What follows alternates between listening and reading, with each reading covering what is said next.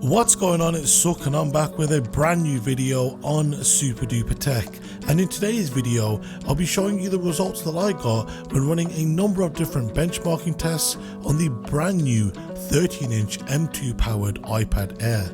We are on the road to 10,000 subscribers, so if you are new around here then I must ask you to hit the subscribe button, clicking the bell to be notified when any of my new videos get uploaded. But without any further ado, let's hit the titles.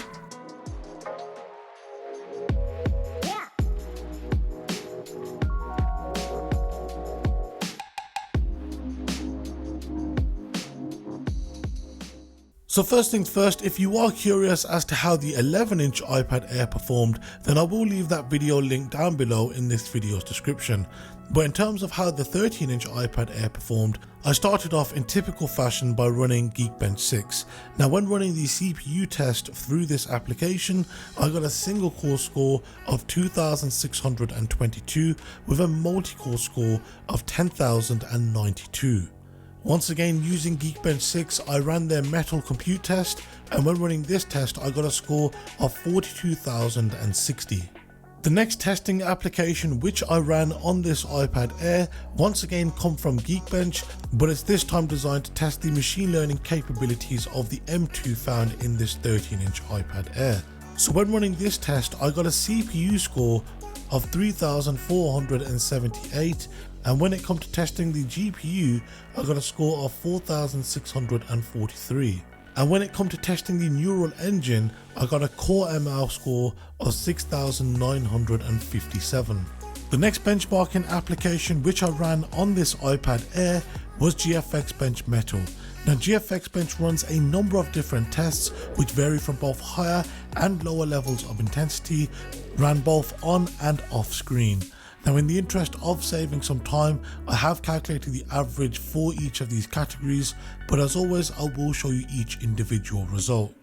So the results that I got for this 13-inch iPad Air when it comes to the higher intensive tasks was an average frame rate of 155.1 frames per second, and when it comes to the lower level graphically intense tasks I got an average frame rate of 327.06 frames per second. I then ran a number of different graphics benchmarks through 3D Mark, and when running the wildlife test I got a maxed out score with it also averaging 60 frames per second, and when it come to running the wildlife stress test it got a best score of 10,020 with its lowest score being 10,017.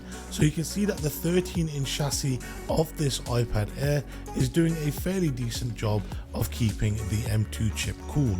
I then ran the wildlife extreme test, and when running this test I got a score of 5,578, which is a lot higher than the 4,468 that we saw with the 11-inch iPad Air. You'll also find that the 11-inch iPad Air averaged a frame rate of 26.7 frames per second, whereas the 13-inch averaged a much higher frame rate of 33.4 frames per second.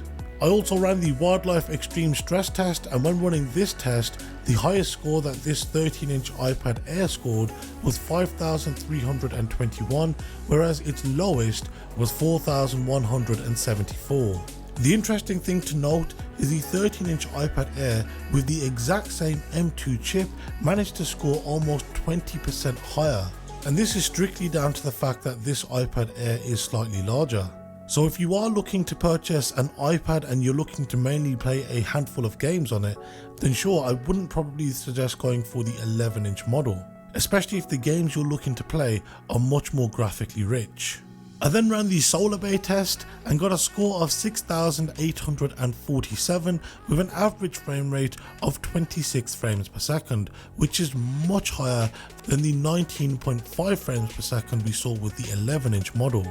When running the Solar Bay stress test, the highest score the 13-inch iPad Air scored was 6,605, with its lowest score being 5,376. Funnily enough, the lowest score of the 13-inch iPad Air is still higher than the highest score that the 11-inch managed to pull, with the highest score the 11-inch managed to pull being 4,951. Using iMovie, I exported a 4K 5-minute 29-second video project, and this took 3 minutes and 41 seconds to export.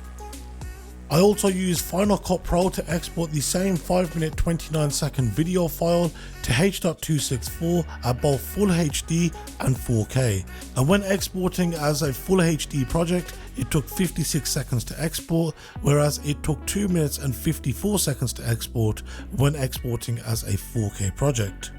I also ran a network speed test and got Wi-Fi download speeds of 360 megabits per second with upload speeds of 97.3 megabits per second.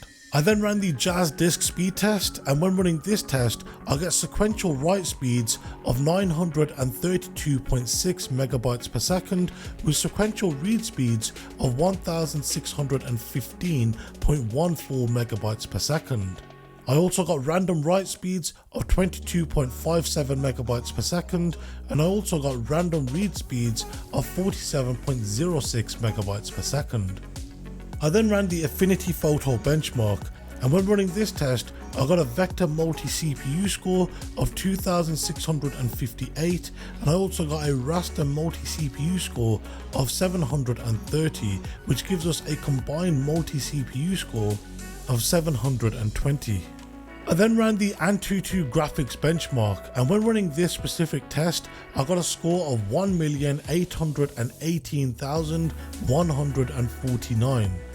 When running the Antutu storage speed test I got sequential read speeds of 966.1 megabytes per second with sequential write speeds of 1157.3 megabytes per second.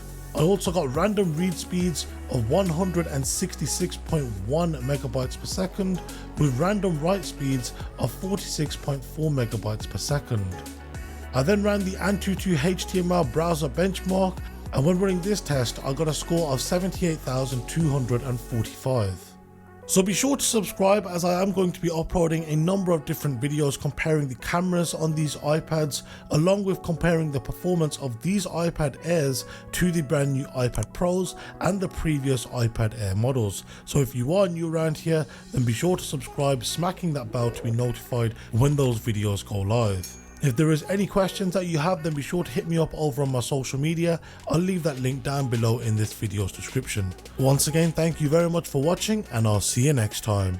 Take care and have a good one.